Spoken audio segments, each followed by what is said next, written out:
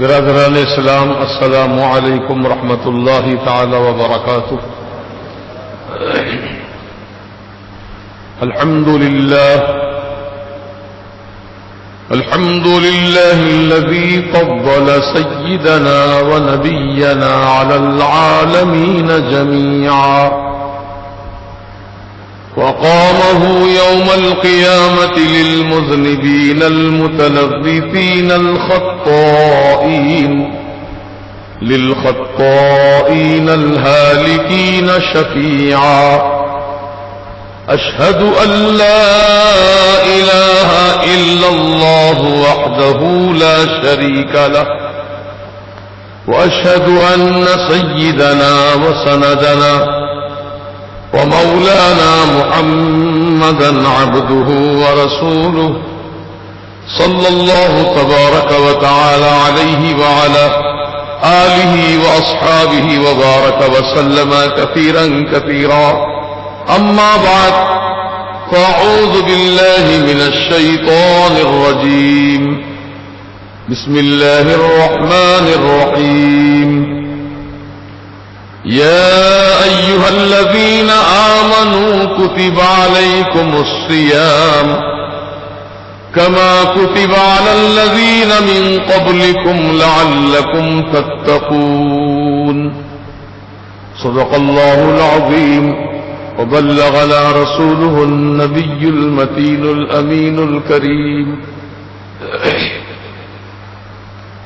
محترم حضرات،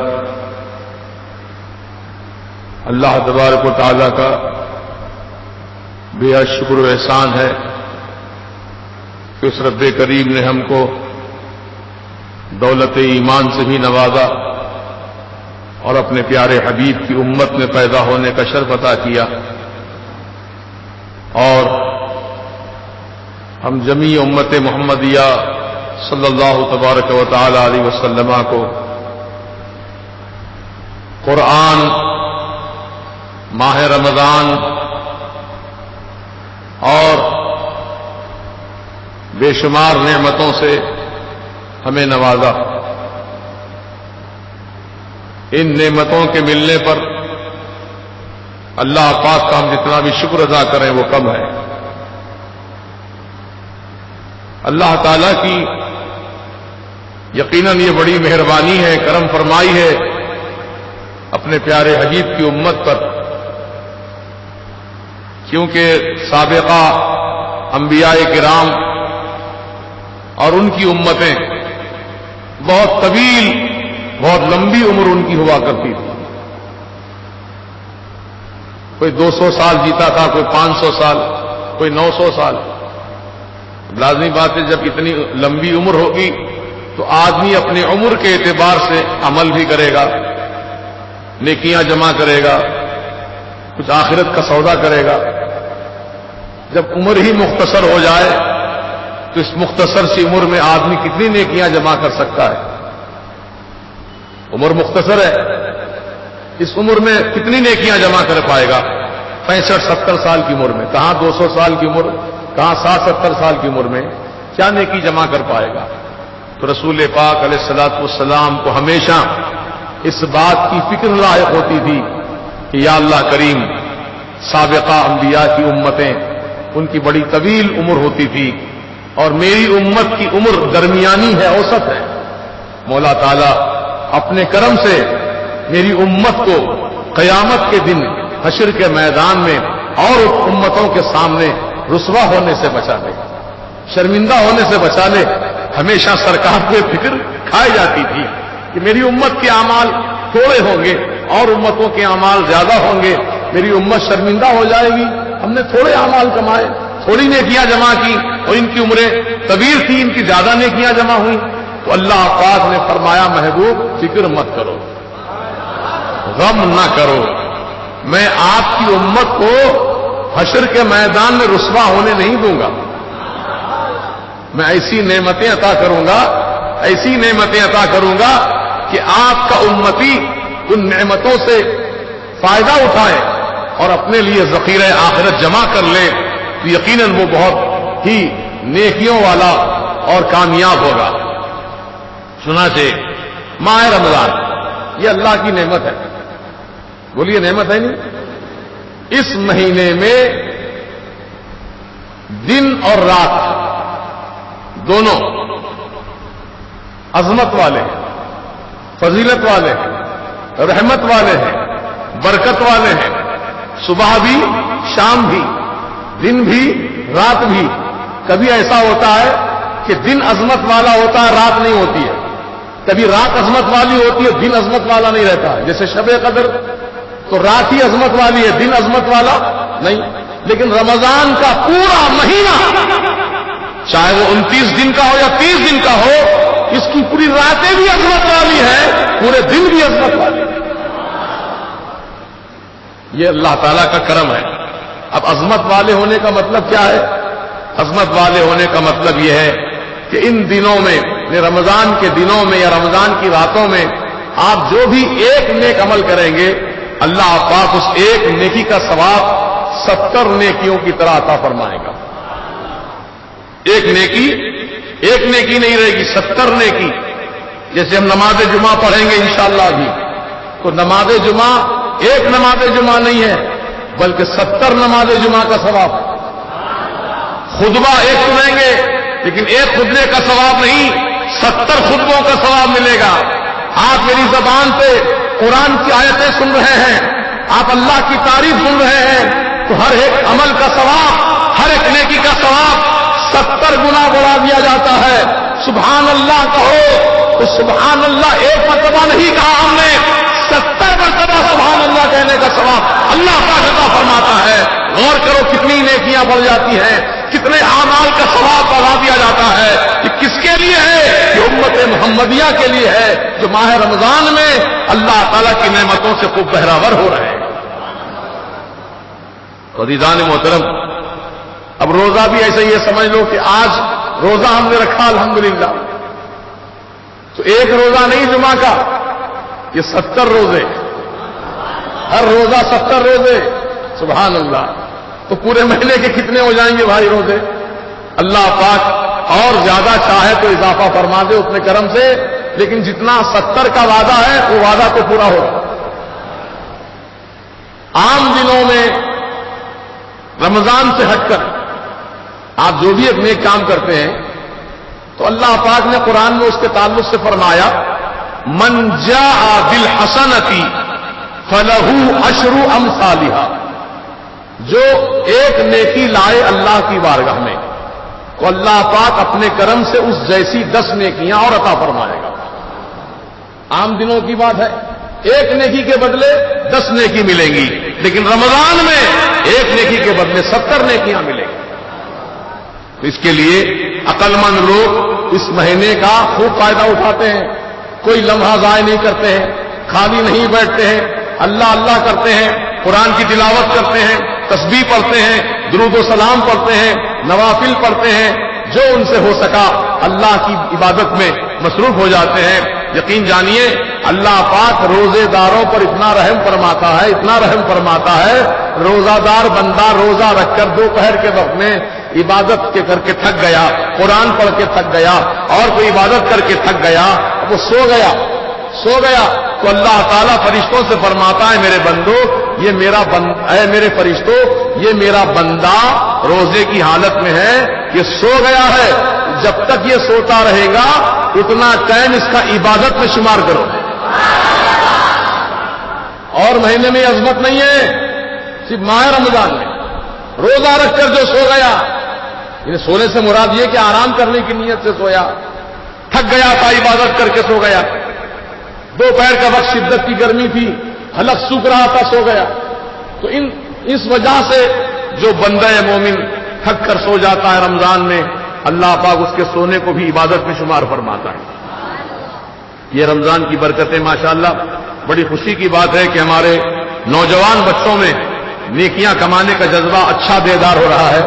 اور ہمارے رضا جامع مسجد میں ہمارے پاس الحمدللہ شروع رمضان جب سے شروع ہوا چاند رات سے ماشاءاللہ کچھ بچے پورا مہینے کا اعتکاف بیٹھے ہیں، کچھ بچے 15 دن کا اعتکاف بیٹھے ہیں، اور بہت سارے بچے انشاءاللہ آخری رہے میں انہیں 20 رمضان سے اعتکاف بیٹھیں گے بڑی تعداد میں انشاءاللہ. تو یہ عبادت کی نیت سے بیٹھتے ہیں نا. مسجد میں کیوں بیٹھتے ہیں آ کر؟ کہ دنیا داری سے بچیں، غیبتوں سے بچیں، جھوٹ سے بچیں، شکوے شکایتوں سے بچیں، گالی دینے گالی سننے سے بچیں. مسجد کا ماحول کیسا رہتا ہے؟ یہاں قال اللہ قال رسول، اللہ اللہ رسول رسول، رات و دن صبح و شام یہی یہاں پر ماحول ملتا ہے. قرآن کی تلاوت ہوتی ہے یا پھر اذان کی آواز گونجتی ہے، درود و سلام پڑھا جاتا ہے، مصطفیٰ جان رحمت اللہ کو سلام پیش کیا جاتا ہے. یہی تو مسجد میں سب کچھ ہوتا ہے. تو الحمدللہ اعتکاف کرنے والے بندے جو اعتکاف کی نیت سے مسجد میں بیٹھے ہیں، ان کی نیت یہی ہے کہ زیادہ نیکیاں جمع کریں. ہمارا وقت دنیا داری میں نہ جائے بلکہ دین میں خرچ ہو، اللہ اور رسول کی محبت میں خرچ ہو.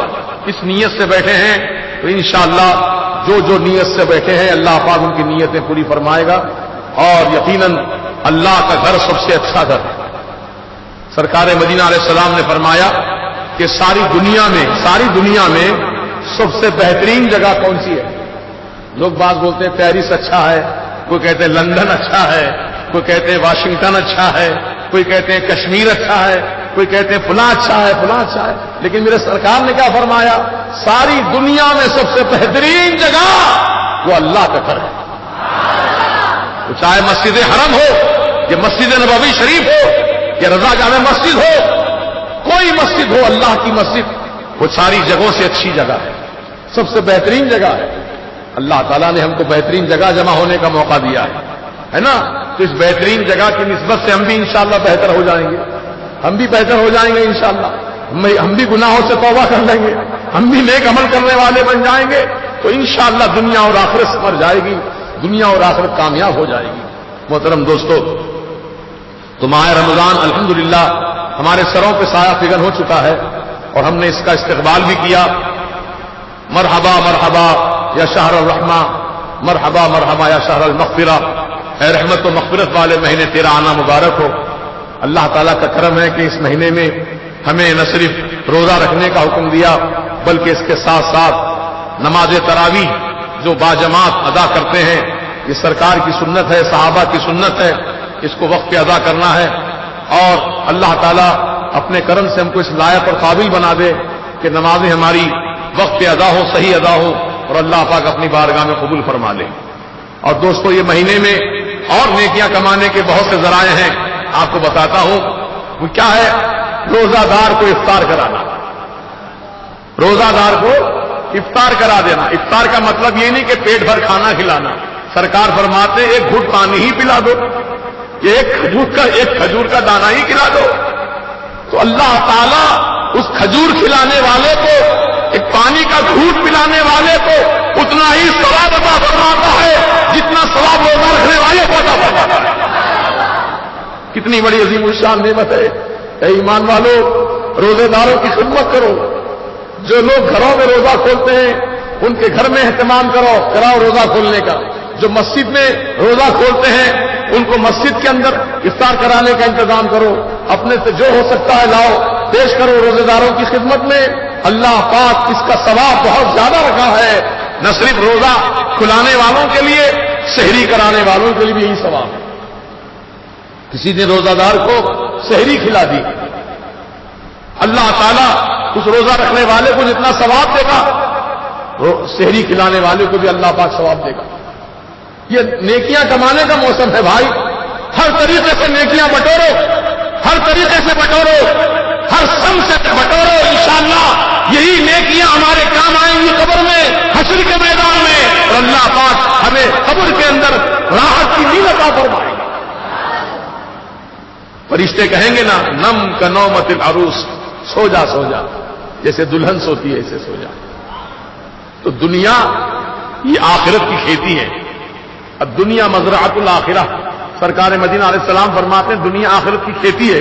یہاں کھیتی میں بیج ڈالو نیکیوں کے، نماز کے بیج، روزے کے بیج، زکات کے بیج، حج کے بیج، افطار کے بیج، سحری کے بیج، تلاوت کے بیج، تسبیح کے بیج. جو جو بیج بوتے جاؤ گے یہاں دنیا میں تم، آخرت میں اللہ پاک وہ کھیتی کاٹ کر تمہارے سامنے جمع کرے گا. میرے بندے, تو نے دنیا میں محنت کی, تو نے دنیا میں نمازیں ادا کی, دنیا میں تو نے اتنی تلاوت کی, اتنے روزے رکھے, اتنے زکات دی, یہ دیکھ تیرے اعمال کا بدلہ آج تیرے سامنے نگاہوں کے موجود ہے. محترم بزرگوں, کیونکہ نیکیوں کی سب کو حاجت ہوگی. ہر بندہ یہ چاہے گا حشر کے میدان میں میری نیکیاں کچھ اور زیادہ ہوتی تو اچھا تھا, کیونکہ نیکیوں کے اعتبار سے اللہ پاک ایمان والوں کو جنت میں درجات بلند عطا فرمائیں گے. جس کی نیکیاں جتنی زیادہ ہوں گی جنت میں اس کا درجہ اتنا بلند ہوگا. تو اس کے لیے اس وقت ہم کو احساس ہوگا کچھ نیکیاں اور جمع کر لیتے تو اور ایک درجہ بلند ہو جاتے, اور 2 درجے بلند ہو جاتے. لیکن اس وقت پچھتانے سے کوئی فائدہ نہیں, بلکہ دنیا کی زندگی جو اللہ تعالیٰ نے ہم کو آپ کو عطا کی ہے, اس زندگی کا بھرپور فائدہ اٹھائیں اور نیکیوں کا ذخیرہ جمع کر لیں. آپ دیکھیے اللہ تعالیٰ نے آپ کو جو بھی عطا کیا ہے, غریبوں کی دستگیری کیجیے, یتیموں کی دستگیری کیجیے, اسیروں کی دستگیری کیجیے. سیدہ النساء سیدہ فاطمہ زہرا نے منت مانی تھی کہ میرے بیٹے حسنین کریمین صحت مند ہو جائیں گے تو یا اللہ میں 3 دن نفل روزہ رکھوں گی, 3 نفل روزے رکھوں گی. چنانچہ آپ کی دعا سے, آپ کے منت کی برکتوں سے اللہ پاک نے حسنین کریمین کو شفائے کاملہ عطا فرما دیا. تو آپ ہم بھی ایسی نیتیں کریں, ایسی منتیں کریں کہ میرا فلاں کام ہو جائے گا تو میں اتنے روزے رکھوں گا, فلاں میرا کام ہو جائے گا تو میں اتنی نمازیں ادا کروں گا, فلاں کام ہو جائے گا تو غریبوں کو کھانا کھلا دوں گا. ایسی نیتیں کرو, انشاءاللہ اس سے فائدہ ہے, اور اللہ پاک ان نیتوں کی وجہ سے آپ کا کام آسان فرما دیتا ہے. تو سیدہ فاطمہ زہرا کے دونوں شہزادے بیمار, آپ کو بڑی فکر لگ گئی, میرے دونوں کے دونوں شہزادے بیمار ہیں.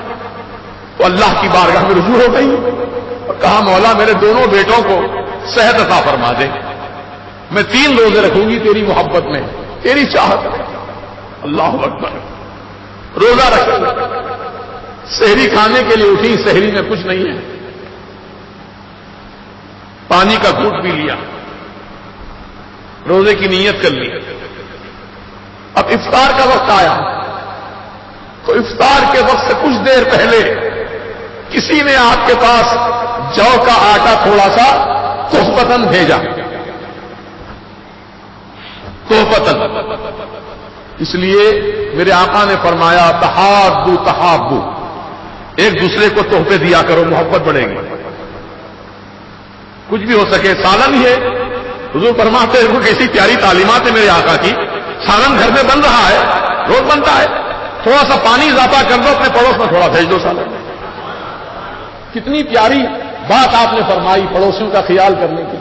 اللہ اکبر. سالن میں پانی تھوڑا ڈال دو, کوئی فرق نہیں پڑے گا پانی ڈلنے سے, اور سالن بڑھ جائے گا, وہ سالن تمہارے پڑوس میں بھیجا دو, نیکیاں مل جائیں گی پڑوس کا خیال کرنے سے. تو کسی نے فاطمہ زہرا کی بارگاہ میں جو کا آٹا تھوڑا سا مٹھی بھر آٹا روانہ کیا. آپ نے اللہ کا شکر ادا کیا کہ سحری میں تو کچھ نہیں تھا, چلو اللہ تعالیٰ نے کرم کر دیا, افطار کے لیے روٹی کا انتظام ہو گیا. آپ نے روٹی تیار کی افطار کی نیت سے. افطار کا وقت ہوا تو آپ نے لقمہ توڑا اور اللہ کا نام لے کر روزہ کھولنے کی نیت سے کھانا ہی چاہتی تھی کہ باہر دروازے کے کسی یتیم نے آواز لگا دی کہ میں یتیم ہوں, خدارا میں بھوکا ہوں, مجھے کچھ کھلا دو. تو سیدہ فاطمہ زہرا نے اپنے منہ کا نوالا, اپنے حصے کی روٹی اس یتیم کے حوالے فرما دیا. اللہ اکبر. دوسرے دن کا روزے کا دن آیا, دوسرے دن بھی افطار کے وقت میں ایک قید خانے سے قیدی چھوٹ کر آیا. ادھر افطار کا وقت قریب تھا, روٹی تیار تھی کھانے کے لیے. اس قیدی نے آواز لگائی کہ ہے کچھ کھانے کے لیے تو اہل بیت, میں بھوکا ہوں, قید سے آیا ہوں, میری مدد کر دو. سیدہ فاطمہ زہرا نے اپنے حصے کی روٹی اس قیدی کو عطا فرما دی. 3 دن بھی یہ متواتر امتحان ہوا. افطار کا وقت ہے, کوئی غریب آ جاتا ہے، کوئی مسافر آ جاتا ہے، کوئی یتیم آ جاتا ہے، اپنے حصے کی روٹی آپ غریبوں پہ تقسیم کر دیتی ہیں اور خود کچھ نہیں کھاتی ہے، افطار میں پانی کا گھٹ پی کر افطار کر لیتی ہے۔ اے ایمان والوں، سوچو کتنا بڑا دل ہے میرے سرکار کی شہزادی کا، کتنا بڑا سکی ان کا دل ہے اور کتنا بڑا جگر ہے ان کا۔ لوگ تو کہتے رہے جا بھائی جا، میں خود کھانے کے لیے بیٹھا ہوں، افطار کر رہا ہوں، روزہ کھول رہا ہوں، تجھے کہاں سے لا کے دوں میں؟ لیکن سیدہ فاطمہ زہرا نے یہ کچھ نہیں سوچا، یہ میرے مولا کی طرف سے آیا ہے، یہ میرے پروردگار کی طرف سے بھیجا ہوا ہے، اس کو میں واپس کر دوں گی تو میرا مولا ناراض ہو جائے گا، اس لیے آپ نے اپنے حصے کی روٹی غریب فقیر مسکین یتیم یسیر کو عطا فرما دی، تو اللہ تعالیٰ نے آپ کی تعریف میں قرآن میں آیتیں نازل کی۔ یہ سیدہ فاطمہ زہرا کا کردار ہے۔ آج ہماری ماں بہنیں ان کرداروں کو زندہ کریں، اس کردار کو زندہ کریں۔ آپ کے گھر پہ کوئی سائل آ جائے اس کو چھڑکی مت دو، وَأَمَّا السَّائِلَ فَلَا تَنْهَرْ، رب تعالیٰ نے فرمایا سائل کو چھڑکی مت دو، اس کو تم محبت کے ساتھ کچھ دینا ہو تو دے دو، ورنہ محبت کے ساتھ اس کو آگے جانے کے لیے کہو اگر کچھ نہ ہو۔ کیونکہ میرے سرکار کی شان کیا تھی؟ کوئی مانگنے والا آتا تو حضور نے اس کو نہیں فرمایا۔ میرے اعلیٰ حضرت اسی میرے آقا کی شان و عظمت کو بیان فرماتے ہیں، واہ کیا جود و کرم ہے شہ بتہا تیرا، واہ کیا جود و کرم ہے شہ بتہا تیرا، نہیں سنتا ہی نہیں مانگنے والا تیرا۔ یہ سرکار آپ کی بارگاہ میں جو بھی مانگنے والا آیا، آپ نے اس کو یہ نہیں فرمایا کہ نہیں ہے جاؤ نہیں ہے جاؤ، کبھی نہیں سنا ہی نہیں مانگنے والا آپ کا، بلکہ آپ نے جو تھا آپ نے عطا فرما دیا۔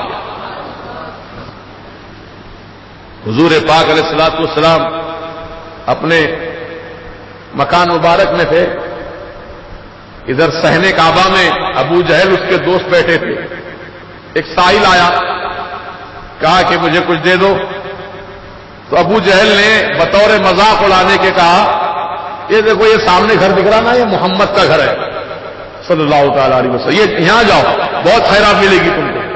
کیونکہ ابو جہل جانتا تھا کہ سرکار کے گھر میں ایک مہینے تک چولہا نہیں جلتا، ایک مہینہ ہمارے پاس روز جلتا ہے نا، 3 ٹائم جلتا ہے، 3 ٹائم کھانا پکتا ہے۔ عام دنوں کی بات کروں، رمضان میں 2 ٹائم پکتا ہے، سحری کا اور افطار کا، تو مطلب یہ کہ روز جلتا ہے چولہا، روز پکتا ہے کھانا، روز پکتی ہے روٹی سالن، ہم لوگ اللہ کی طرف سے خوب کھا رہے ہیں پی رہے ہیں۔ لیکن غور کرو سرکار مدینہ کے مکان میں ایک مہینے تک چولہا نہیں جلتا تھا، جب چولہا ہی نہیں جلتا تو پکتا کیا تھا؟ کچھ نہیں، کبھی کھجور ہے کبھی پانی ہے، اسی سے گزارا۔ یہ مت سمجھنا کہ میرے سرکار اتنے غریب تھے، اتنے مجبور تھے کہ کھانے کو کھانا نہیں رہتا تھا، نہیں، میرے سرکار مجبور نہیں ہے، میرے آقا مالک و مختار ہے ساری کائنات، وہ چاہیں تو روز آسمان سے دسترخوان منگوا لیں اپنے لیے، وہ چاہیں تو ہر پہاڑ کو سونے کا بنا ڈالے اپنے ساتھ لے کے چلیں، وہ چاہیں تو روز اللہ تعالیٰ ان کے لیے نیا محل نازل فرمائے قرآن آسمان سے، وہ چاہتے اگر تو سب کچھ ہو سکتا تھا، لیکن حضور نے ایسا نہیں چاہا۔ کیوں؟ ہم غلاموں کے لیے، میری امت میں غریب لوگ زیادہ ہیں، میں غریبوں کا دل نہیں دکھاؤں گا، میں غریبوں کو امید پر رکھوں گا۔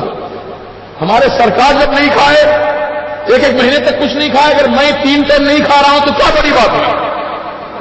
غریب کو یہ دلاسا دینا چاہتا ہوں، غریب کو میں یہ امید دینا چاہتا ہوں کہ تو نا امید نہیں ہونا، اپنے رسول کی زندگی کو دیکھنا۔ ہمارے آقا و مولا نے کچھ نہیں کھایا ایک مہینے تک، اگر میں 3 وقت نہ کھاؤں تو کیا بڑی بات ہے؟ یہ اپنے آپ کو امید دلانا ہوا۔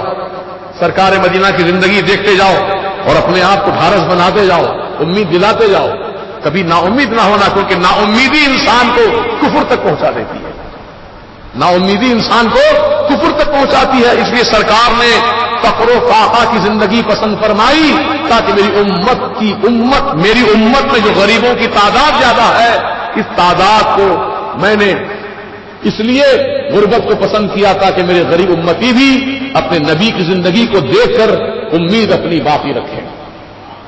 دوستوں اور بزرگوں، تو یہ ہمارے آقا علیہ السلام کی سنت مبارکہ ہے کہ الحمدللہ حضور نے تو پیٹ پہ پتھر باندھے تھے، بھوک لگی تھی کھانے کے لیے کچھ نہیں تھا، تو حضور نے 2 پتھر، موٹے موٹے پتھر رسی سے باندھ کر اپنا کرتا اٹھایا، اندر باندھ لیا تاکہ پیٹ وزنی لگے، بھوک کا احساس نہ ہو، اس لیے باندھا تھا۔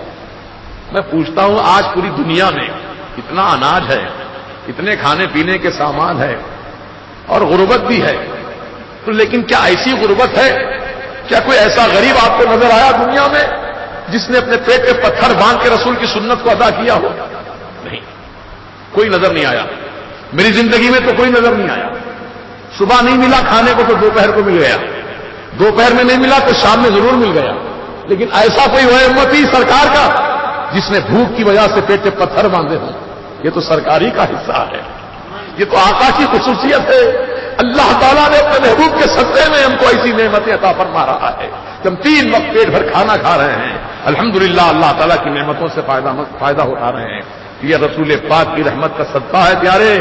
جیسے کہ ابراہیم علیہ السلام نے مکہ والوں کے لیے دعا کی تھی، وَرْزُقْ أَهْلَهُ، اے اللہ اس شہر مکہ کے رہنے والوں کو خوب روزی عطا فرما، والثمرات اور پھل عطا فرما۔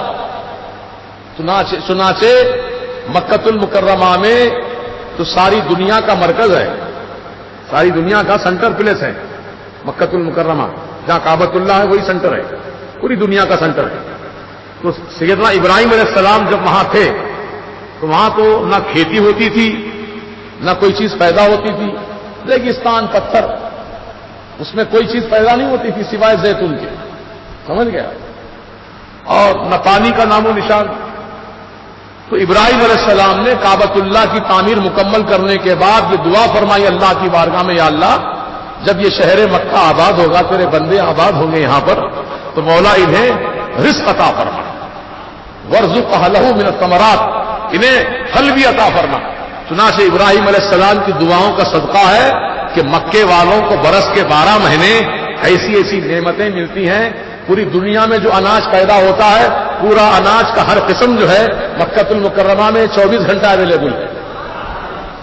پوری دنیا میں جو پھل پیدا ہوتے ہیں، جیسے کہ ہندوستان کا آم مشہور ہے، ہندوستان میں آم بہت مشہور ہے، اور لیچی مشہور ہے، بعض چیزیں کہیں پیدا ہوتی کہیں نہیں پیدا ہوتی ہیں، لیکن مکۃ المکرمہ ایک ایسا سینٹر ہے پوری دنیا کا ابراہیم علیہ السلام کی دعاؤں کی برکت سے کہ پوری دنیا میں جہاں جہاں جو جو میوہ پیدا ہوتا ہے سب میوہ اینی ٹائم اویلیبل رہتا ہے مکۃ المکرمہ۔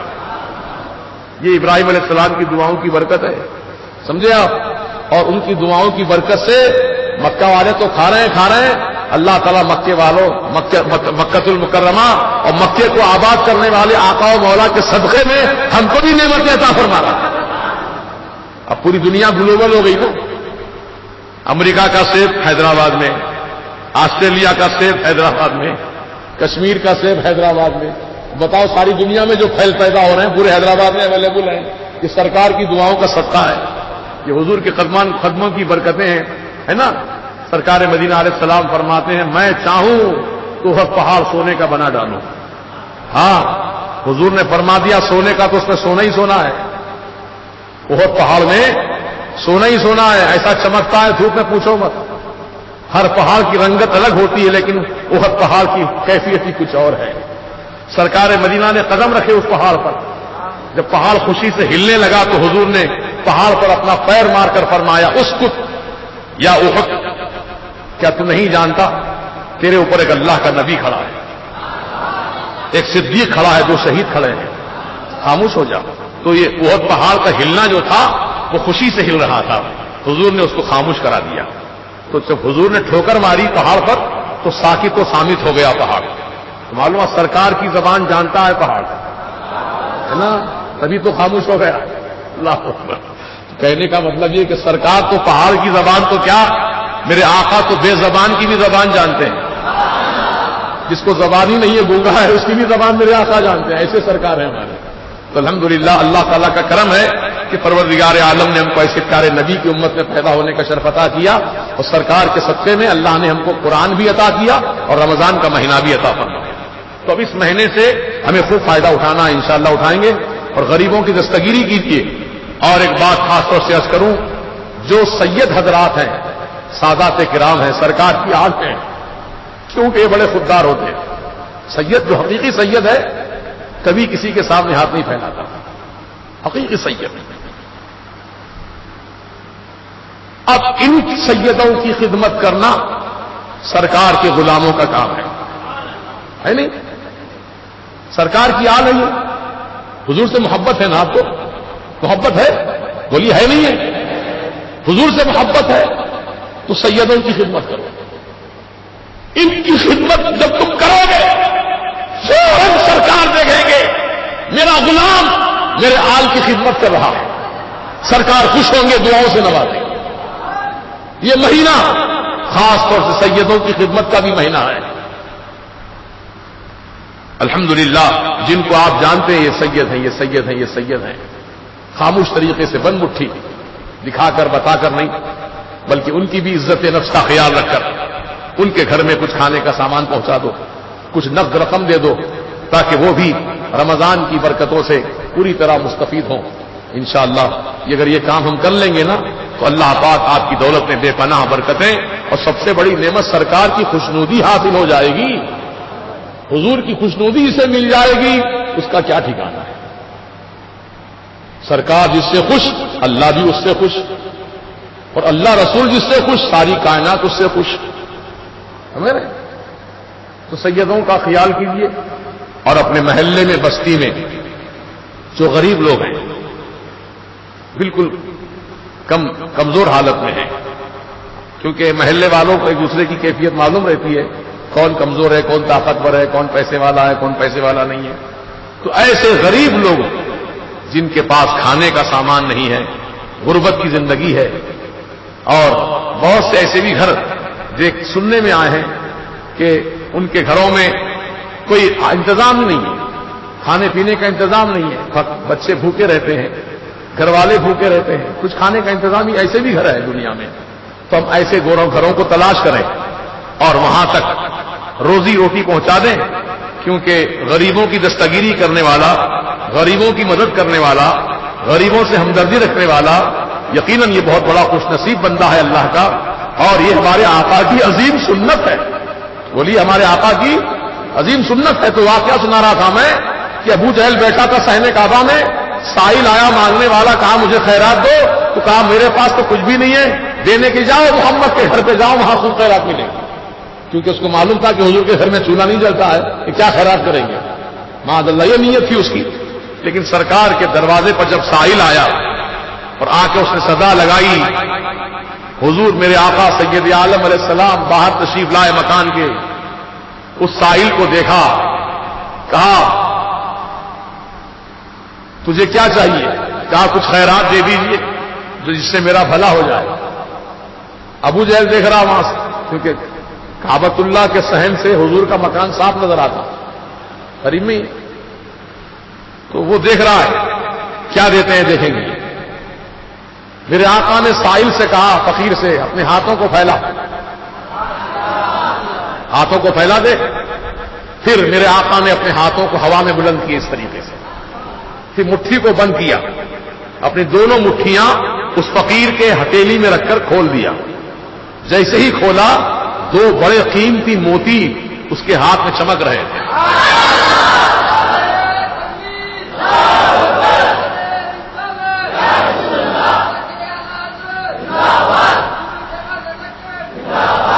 تو اعلیٰ حضرت میرے آقا کے اس معجزے کو اس طرح بیان فرماتے ہیں، میرے کریم سے گر قطرہ کسی نے مانگا، میرے کریم سے گر قطرہ کسی نے مانگا، دریا بہا دیے۔ میرے سرکار کی سخاوت کا یہ عالم ہے، کسی نے تھوڑا مانگا تو میرے آقا نے بے شمار عطا فرما دیا۔ میرے آقا علیہ السلام کی وہ شان سخاوت ہے، تو فرماتے میرے اعلیٰ حضرت میرے کریم سے گر قطرہ کسی نے مانگا، دریا بہا دیے ہیں۔ در کہتے ہیں موتی کو۔ میرے کریم سے گر قطرہ کسی نے مانگا، دریا بہا دیے ہیں۔ در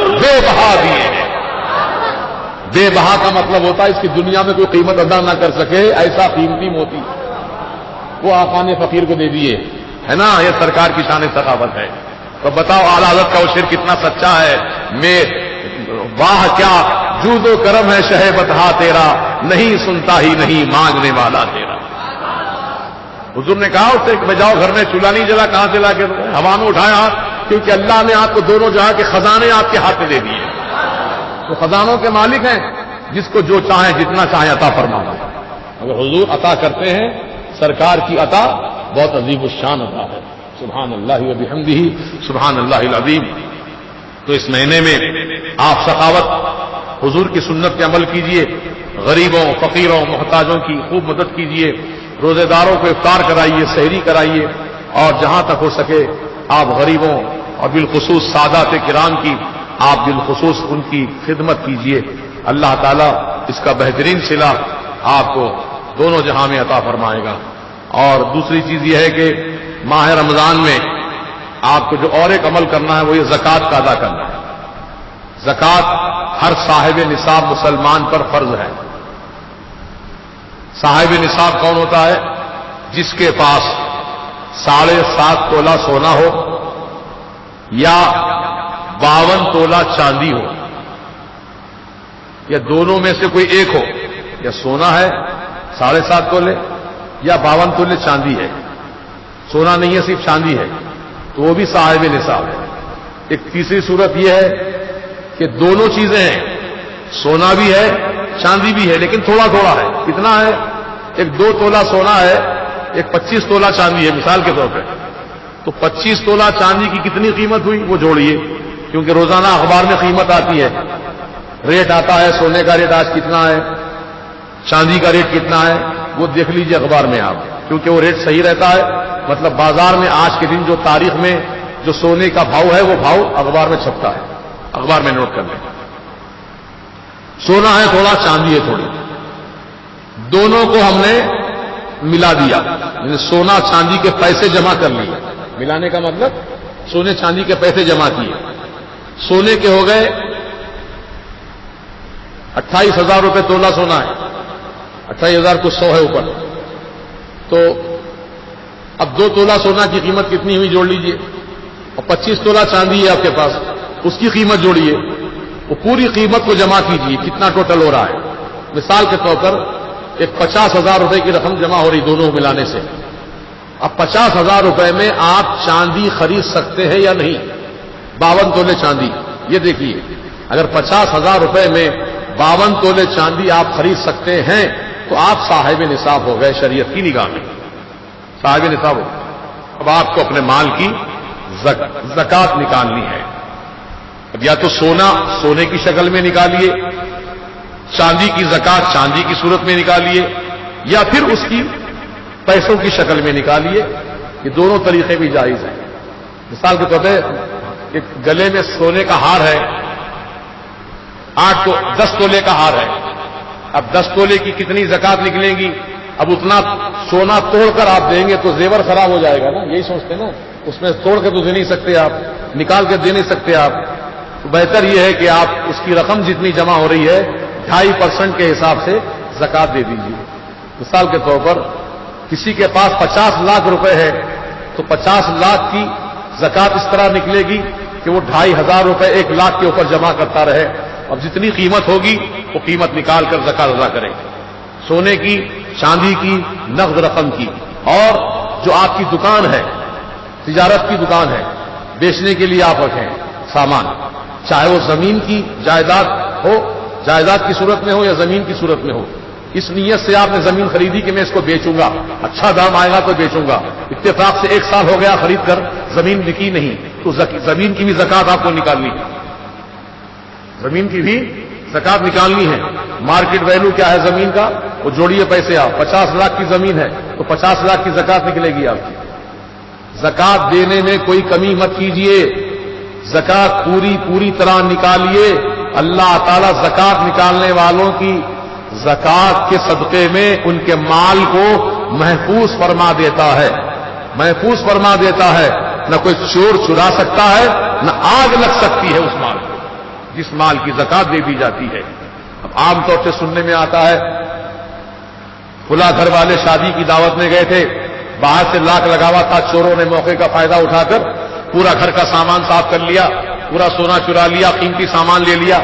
اس طرح کی اخبار میں خبریں آتی ہیں، اور گھر مسلمانوں کے ہوتے ہیں وہ جہاں چوریاں ہوتی ہیں.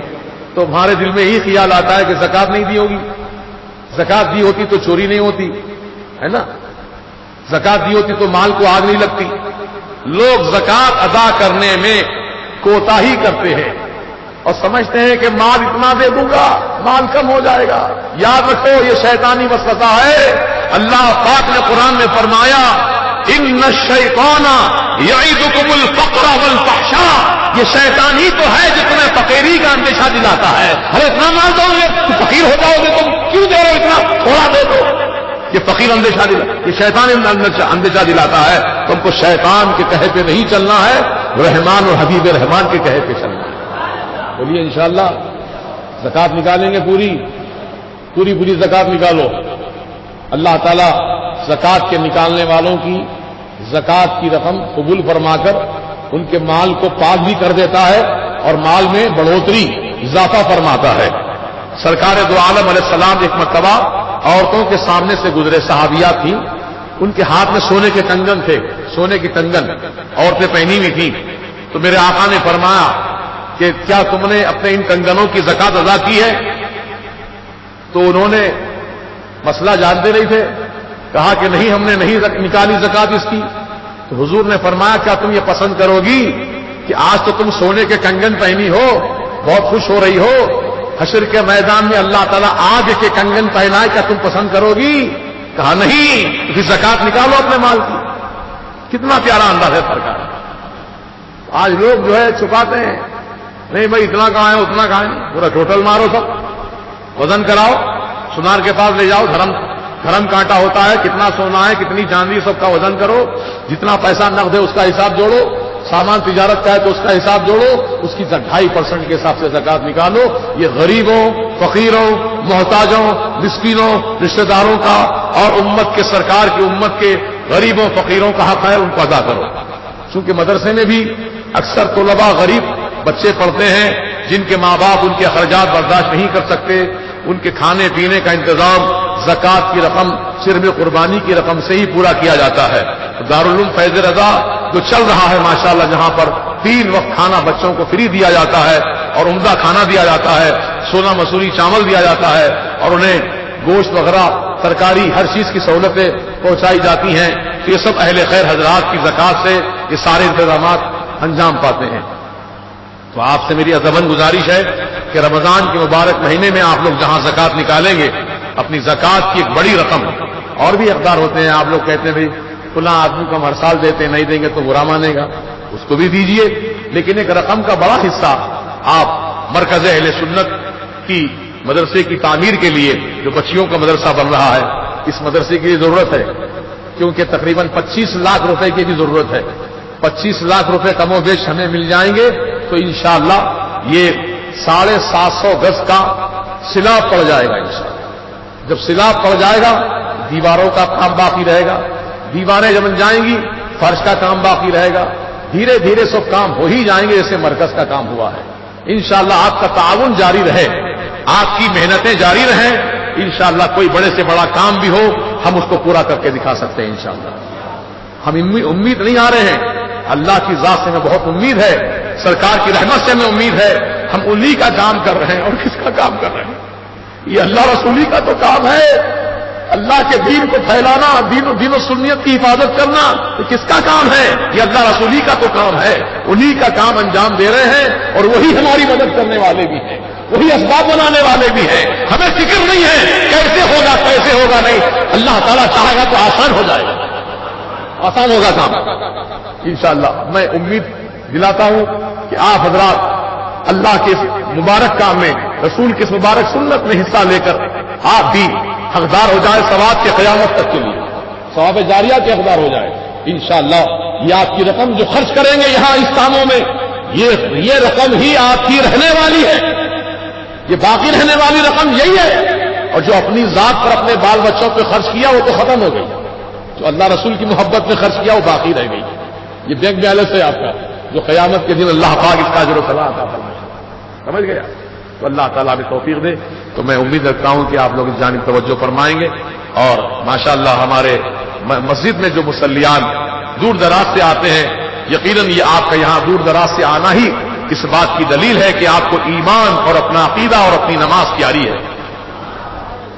آپ کو اپنا عقیدہ، اپنا ایمان، اپنی نماز پیاری ہے، تبھی تو آپ اتنی دور سے دھوپ میں سفر کر کے یہاں تک آتے ہیں. اور یاد رکھیے، جتنی شدت دھوپ کی برداشت کر کے، جتنی صعوبت راستے کی برداشت کر کے یہاں تک پہنچتے ہیں، اللہ پاک بھی آپ کی اس محنت کو ضائع نہیں کرے گا، بلکہ بہترین صلہ آپ کو دونوں جہاں میں عطا فرمائے گا. ہر قدم پر بے شمار نیکیاں اللہ تعالیٰ عطا فرمائے گا، کیونکہ اللہ جانتا ہے میرا بندہ اپنی نماز کو صحیح ادا کرنے کے لیے، اپنی نماز کو محفوظ رکھنے کے لیے اتنی دور کا سفر کر کے رضا جامع مسجد پہنچ رہا ہے، تو اللہ پاک آپ کی سزا کو خوب جانتا ہے، اس کا بھرپور ثواب بھی آپ کو عطا فرمائے گا. کیونکہ اب یہ بات میں کیوں بولا، اب حیدرآباد میں اور دکن کے اکثر علاقوں میں صلح کلیت کا ماحول. صلح کلیت کس کو بولتے؟ دیوبندی، وہابی، تبلیغی، مودودی، اہل حدیث، قادیانی، رافضی، ان سب سے ملنے جلنے والے، ان سب سے دوستی رکھنے والے، ان سب سے اپنا تعلق رکھنے والوں کو صلح کلی کہا جاتا ہے. لیکن الحمدللہ بریلوی جو ہوتا ہے وہ سنی صحیح العقیدہ ہوتا ہے، صلح کلی نہیں ہوتا. یہی تو فرق ہے. اب لوگ اس کو کچھ بھی نام دے رہے ہیں، شدت پسندی کہیں، بڑے جھگڑالو کہیں، بریلوی جھگڑالو ہوتے ہیں، فسادی ہوتے ہیں. تم جو لقب دینا چاہتے ہو، لقب تو ہمیں قبول ہے، منظور ہے، لیکن ہم صلح کلی نہیں بنیں گے. ہم بدعقیدوں سے اپنا کوئی رشتہ ناتا نہیں رکھیں گے، چاہے کوئی ہو، سگا باپ ہو، بھائی ہو، بیٹا ہو، داماد ہو، کوئی ہو. اگر وہ وہابی ہے، بدعقیدہ ہے، تو اس کا ہمارا کوئی رشتہ ناتا نہیں، ختم. لیکن ہمارے حیدرآباد کا ماحول کیسا ہے؟ جمعے کو جمعہ کھڑے رہ کے نماز بھی پڑھتے ہیں، سلام بھی پڑھتے ہیں، یا نبی سلام علیکہ، بے سہارے سلام کرتے ہیں. سلام تو نبی کو کر رہے ہیں، لیکن بدبودار وہابی کے پیچھے نماز بھی پڑھ رہے ہیں، گستاخ رسول کے پیچھے نماز پڑھ رہے ہیں. تو تمہارا سلام کہاں قبول ہوا؟ تم رسول سے بھی دوستی کا دعویٰ کر رہے ہیں اور رسول کے گستاخ سے بھی تم دوستی رکھ رہے ہیں. ارے سرکار کا چاہنے والا سرکار کو گالی دینے والے کے پیچھے نماز پڑھتا؟ بولو جی پڑھتا؟ تمہارے باپ کو گالی کو ایمان دیتے پڑھیں گے نماز کے پیچھے؟ ہرگز نہیں پڑھیں گے. جب تمہارے باپ کی اتنی عظمت ہے، تمہارے باپ کو گالی دینے والے کے پیچھے تم نماز نہیں پڑھتے، اس کو سلام نہیں کرتے، اس سے ہاتھ نہیں ملاتے، اس کو دعوت نہیں بلاتے، اس کی دعوت میں نہیں جاتے، کیونکہ آپ کے باپ کو گالی دیا، جو رسول پاک کو گالی دیا، اس کے ساتھ کیا سلوک کریں گے؟ یہی لمحہ سوچنے کا ہے پیارے، اور یہی تعلیم ہے مسلک اعلی حضرت کی روح ہے. مسلک اعلی حضرت یہی ہے. کیا ہے کہ پنجم کلمے رد کفر. ہاں 5 کلمے ہیں نا، اول کلمہ طیب، دوم کلمہ شہادت، سوم کلمہ تمجید، چہارم کلمہ توحید، پنجم کلمہ رد کفر. رد کرنا، رد کس کا؟ کفر کا رد کرنا، شرک کا رد کرنا، گستاخ رسول کا رد کرنا، وہابی کا رد کرنا، دیوبندی کا رد کرنا، اہل حدیث کا رد کرنا، کیونکہ سب سرکار کے دشمن ہیں، ان کا رد کرنا یہ فرض اعظم ہے. ہم پر فرض اعظم ہے. نماز فرض ہے اور رد وہابیہ فرض اعظم ہے. یہ اعلیٰ حضرت فرماتے ہیں. سمجھ گئے کتنی اہمیت والی بات ہے؟ لیکن لوگ دوستی کر رہے ہیں، سلام کلام کرتے ہیں، ہاتھ ملاتے ہیں، خیر خیریت پوچھتے ہیں. شرم نہیں آتی تمہیں؟ رسول اللہ کی تم محبت کا دعویٰ کرتے ہو، رسول کے دشمنوں سے ہاتھ ملاتے ہو، خیر خیریت پوچھتے ہو ان کی. الحمدللہ جب یہ فقیر کو معلوم ہو گیا کہ فلاں شخص وہابی بدعقیدہ ہے، نہ ہم نے اس کو کبھی سلام کیا نہ اس سے ہاتھ ملایا. تمہیں کیا ہو گیا؟ تو ہمیں نقصان پہنچا رہا ہے؟ سلام نہیں کرنے کی وجہ سے نقصان پہنچا رہا؟ کوئی نقصان نہیں پہنچا سکتا سوائے اللہ کے. بسم اللہ الذی لا یضر مع اسمہ شیء فی الارض ولا فی السماء وهو السمیع العلیم. اللہ تعالیٰ کے نام میں وہ برکتیں ہیں کہ اللہ کے نام میں وہ تاثیر ہے کہ کوئی زمین و آسمان میں کوئی چیز تم کو نقصان نہیں پہنچا سکتی. سمجھ گئے؟ اللہ کی ذات پہ یقین رکھو میاں. دنیا تو فانی ہے، دنیا فنا ہونے والی ہے. اس سے کیا دل لگا رہے تھے؟ اس سے کیا تعلق رکھے تم دنیا سے؟ دنیا تو دھوکے کی ٹٹی ہے. یہ کس کی ہوئی ہے تمہاری ہوگی؟ سب کو ساتھ، سب کا ساتھ چھوڑنے والی دنیا. لیکن جو رسول کا ساتھ لے لے، جو غوث اعظم کا ساتھ لے لے، اہل بیت اطہار کا ساتھ لے لے، یہ ساتھ ایسا ساتھ ہوگا جو قبر میں، حشر میں، نشر میں ہر جگہ ساتھ کام آنے والا ہے۔